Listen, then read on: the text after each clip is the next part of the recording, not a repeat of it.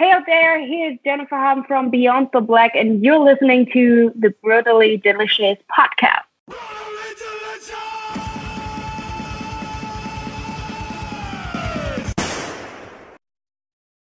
Hey, you are listening to the Brutally Delicious podcast. I am Bruce. I'm Chris, and I got dressed today. Which is good. And you also did a little bit of research, which I'm actually shocked about. Yeah, I know. I actually did some research. Isn't that funny? So you actually know who this band that we're talking to, Beyond the Black, is now. Yeah, but who the hell is? What's going on with me? What's happening? I start jogging. Now I'm doing research. Fuck, what's next? I'm gonna start eating kale. Yeah, cilantro. No. Our three listeners are gonna not even recognize who you are. This one is a good one. Did you listen to them? Yeah, I was actually. I went back and did some research on it. Believe it or not. Wow. Yeah, I know. It's fucking crazy. But man, their new single "Misery" is such a different sound compared to their other tracks. It was kind of shocking. I haven't gotten that far back into it, but that's good. You'll have some stuff to. I went back. They've released 3 singles off their new record. Right. Healer, Golden Pariahs, and Misery. Hey, fuck, right. I was just listening to Golden Pariahs right now. Listen to me go through my fucking research here, huh? Yeah. This is what happens when people cancel. I have time to research before we interview them. Nice. But the first song I heard was Misery when I Googled them. And everyone is like, what is this? This isn't you guys. And I was like, what are they talking about? And that's why I went back through their catalog and checked it out. I was like, wow. Like Misery kind of comes across more of a pop song, like a Britney Spears kind of thing. Golden Pariahs and Healer are more along the lines of what they were before. But I'm curious to see why they went in that direction. It'll be kind of interesting. We're speaking with Jen, the singer, and I was also looking through some of the videos. I mean, they played Wacken or Wacken, however you want to pronounce it, and Tuska, and a lot of these really big festivals. So this should be a good one, and they have a pretty good fan base. Well, they're a pretty big band. They've had a bunch of top records, you know. That's great. So they Songs of Love and Death reached 12th place in Germany and 21st place in Austria. We only get the best. Always. Hello. Hello. How are you? Bruce, that's my partner. Bruce, that's my partner, Chris. Hello. Oh, hi. Hi. Nice to meet you guys. Nice to meet you. For joining us. How is it over there in Germany?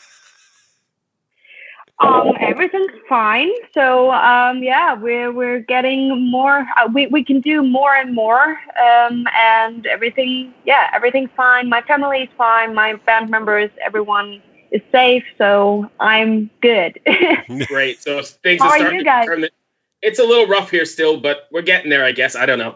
Between the virus and now all this other racial tension stuff, it's a little strange. Yeah, I can understand. We can see that from Germany from far away, but it's a strange time. It's very strange. 2020 has been really weird. 20. I keep saying, in 15 years we'll look back in 2020 and say, yeah, we did that. We got through that. Yeah. And I, on a positive note, maybe Ticketmaster will get taken down from all this. Yes. I don't think they have Ticketmaster in Europe. Do you? You have Ticketmaster? I think so. Yeah. I can understand, or I know that word. Okay. So maybe. There you go. They have the monopoly on concert tickets here. They're the ones you have to go through to buy them, and they charge an arm and a leg, and then when they cancel, they're having a hard time getting your money back. Oh, okay. Okay. Yeah. Anyway, Chris, you want to take the lead here? Yeah, I'll start. So you have a new record coming out, right? On Friday. On Friday. And? On Friday. Okay. So I only discovered you guys this morning because we were interviewing you. Which is, no, don't laugh, because honestly, it's good. you have to understand, I got into this podcasting thing to learn more about metal because I'm kind of a relative newbie when it comes to metal. Even though I'm 44, I only discovered metal in like 2011.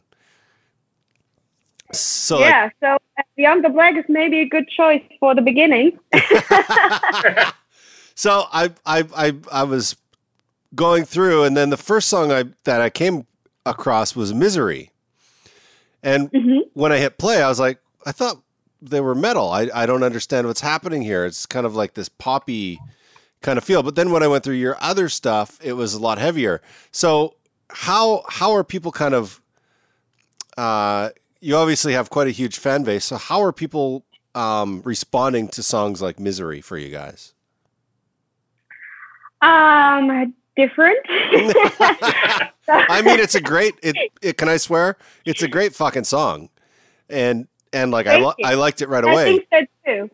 But I know what you mean. And so I will explain what I think about that song. So since the beginning of Beyond the Black, we are more like having some, like pop, not really pop, but maybe a bit more modern and all that melodic stuff into our music that other bands don't have. So a lot of people were telling us, you're too poppy for us and all of that stuff. And maybe Misery is the answer to all of that haters. So, okay, if you want us poppy, we will give you poppy.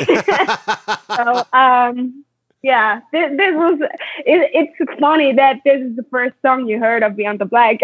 So, well, I was just... It's not the real thing that we're doing, but it's more like a middle finger song for all of these people. Oh, that's great. The song, I think.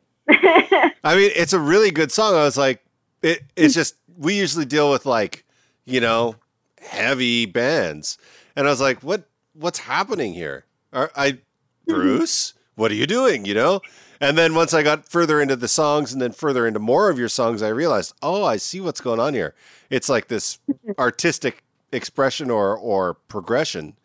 But I was just curious about how the fans were responding to that kind of, to me, it seems like a natural progression from what I hear from you guys.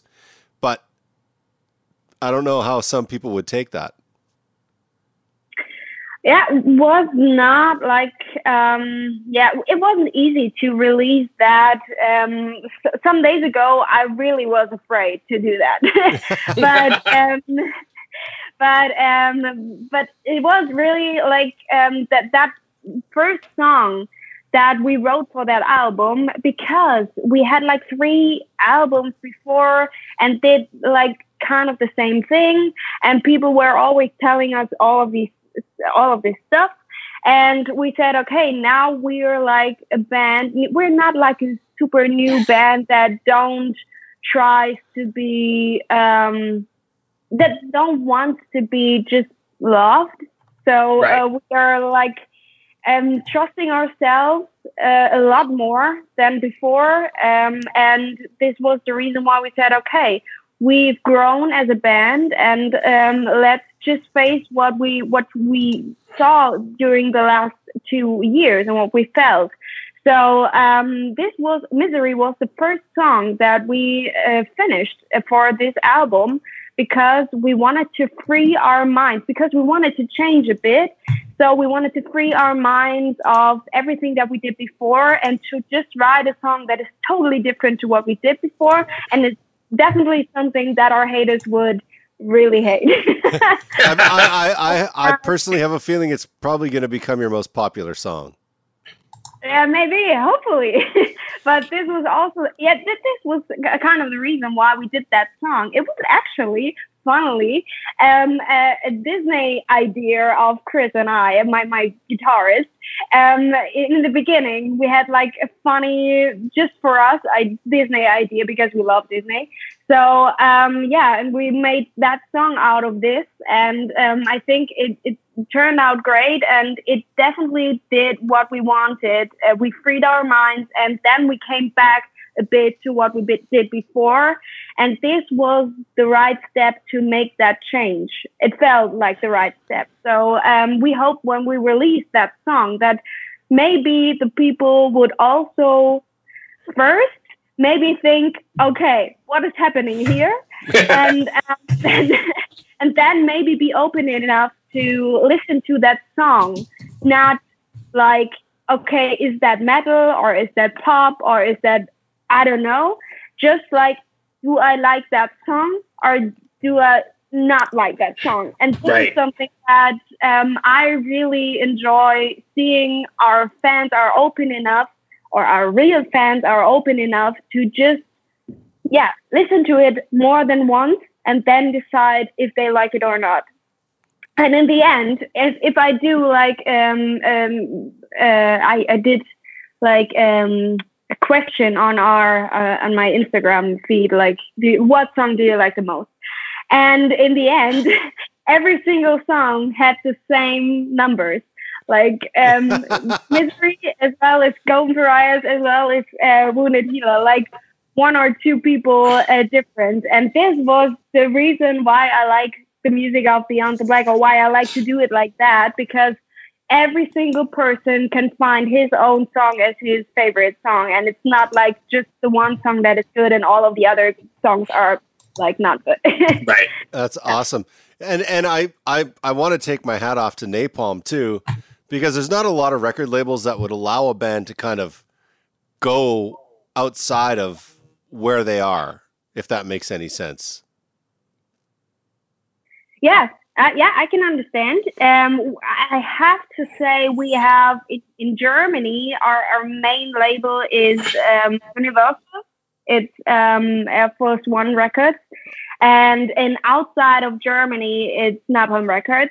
So, I think both labels or record labels are really open to just, It seems like they're just supporting your career. It's like, you want to grow as an artist, go. Yeah. This is important to us, of course, because when I think about the progress of this album, we just wrote like 6 months of our songs and all of that stuff. And then in January this year, we went to our label and said, okay, these would be the songs we would put on our album. And they said, okay, we love it. Let's do it. That's great. Man. And in middle of March, we were done with everything. Wow. When you're writing, are you writing all together, like in the old traditional sense? Or are you writing more of like, emailing stuff back and forth?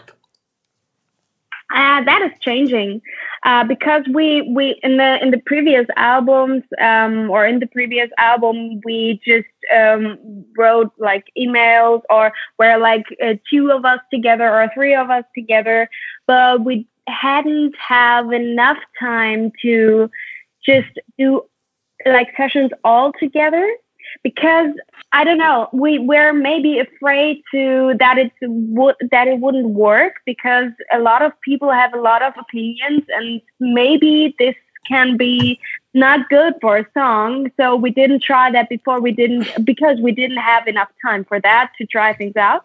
But this time, like 6 months are a lot of time for us. So it was really a lot of sessions that we said, okay, let's just do it. And if nothing good happens, it's anyway. So everything's fine then. And we have enough time to just do it as we did before.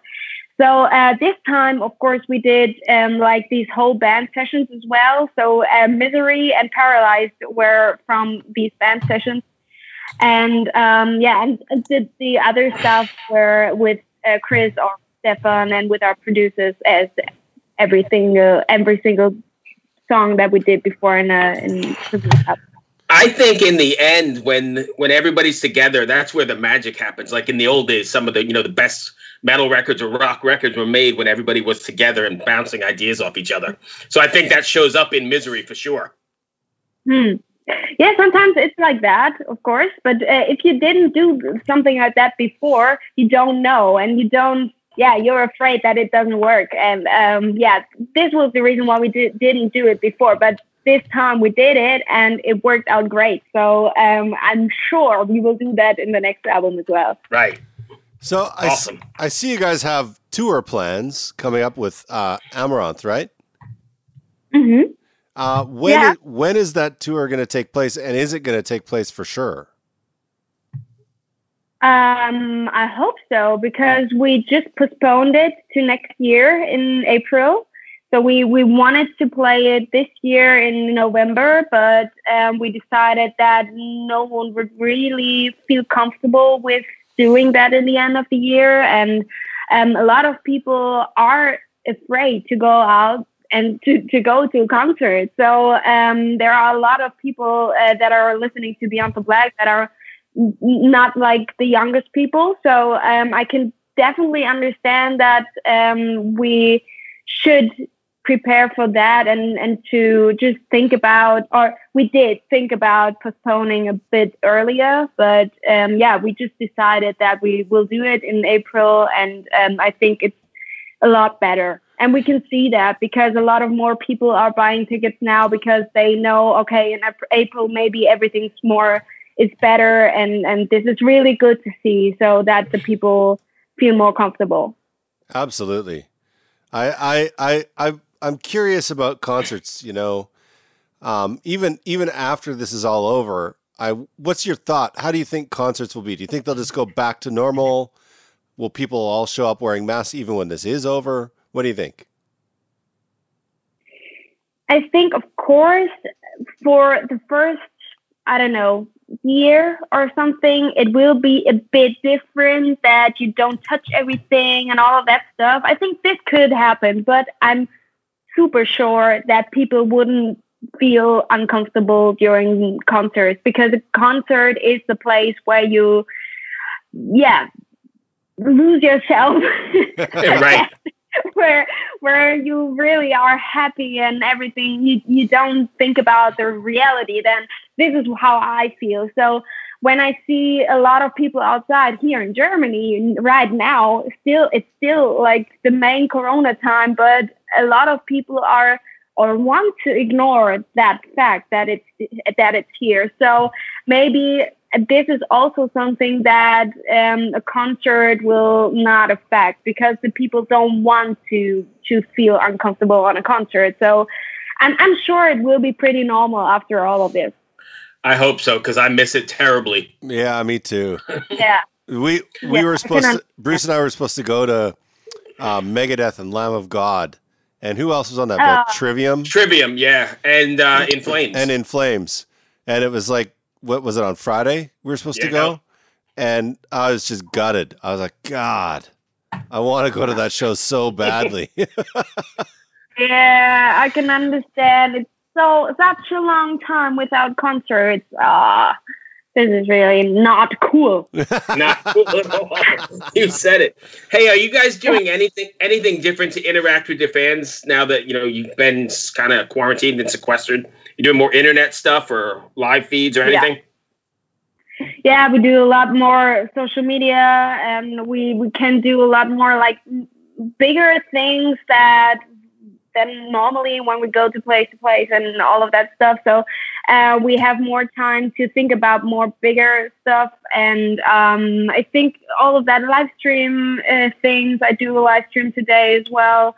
And I think this also is good for the people at home to be entertained just about the internet. So I hope that the people will still, how do you say that? Still know Beyond the Black after all of this. Yeah, right. Entertain them enough.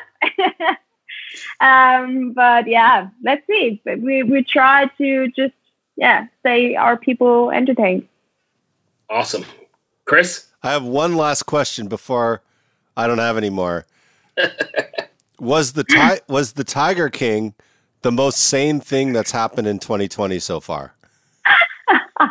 Wait, do you guys get that over there? Yes. Oh my God. I saw this and I don't know. I don't know what to think about that. So here's what I think about it, and please excuse my French, but fuck Carol Baskins. Oh my God. This was really crazy. Yeah, very crazy. But was it the most sane thing that's happened in 2020 so far? It might be. I'm not sure. Maybe. Good answer. Good answer. Very good answer. Hey, you got anything else, Chris? I don't know. Thank you so much for taking the time. It's been a real pleasure discovering your band. And, oh, one other thing. If people want to find you, where can they find you? They can find us on Instagram. We post a lot of stuff there. On Facebook. We have a homepage where every info is there. Twitter and YouTube and everywhere, I think. So Spotify, of course, and in all the music stores out there. So just search Beyond the Black. Everywhere. Yeah. And Beyond the Black official or Beyond the Black. Jennifer, thank you for taking the time. I really appreciate it. Good luck with the record on Friday. Thank you so much. We're so excited. Thank you for your interest. I'm excited for you too. Take it easy. Stay safe. Stay safe. Bye. Bye. Bye. That's a good way to start the day. Yeah. She was awesome. Yeah, that was a good one. I like those. That was a really open interview. Like I didn't, once I asked the question, I realized how offensive it might be. No, I think it was good. Yeah, I think mean, we don't need to just be, I think we pride ourselves in asking odd stuff. So I think that was good, actually. Yeah. But the Tiger King one was the best question of the whole. Oh, that was awesome. Love Carol Baskins. You know that she got that cat farm. Yeah, now, I right? saw that on the news. I don't know how I know all this stupid stuff. It's kind of before this whole thing started, I knew nothing about Netflix or any kind of TV shit. Now I know everything. It's very weird. I spend most of my day in my basement working on music, but at night there's nothing else to do because I can't work on music because it'll interrupt my wife. Right. So I watch a little. Cool. I watch a little boob tube. You know what I mean? Yep. Hello out there. Yes, hello out there, everyone. I'm Hal Schwartz. And I'm Flynn McLean. Together we host None But the Brave, a podcast dedicated to the music and career of Bruce Springsteen. Bruce and E Street Band are on tour right now for the first time in 6 years, and we're taking a detailed look at what's happening on stage in our bi-weekly episodes. We've also been recently joined by some very exciting guests, including rock journalist Warren Zanes and Stephen Hayden, Backstreet's Magazine founder Charles Cross, and Barstool's Kirk Minahan. If you're a diehard Springsteen fan, this is the show for you. So please subscribe to None But the Brave on your favorite podcasting platform, and we hope to see you further on up the road. Thank you so much. We'll be seeing you.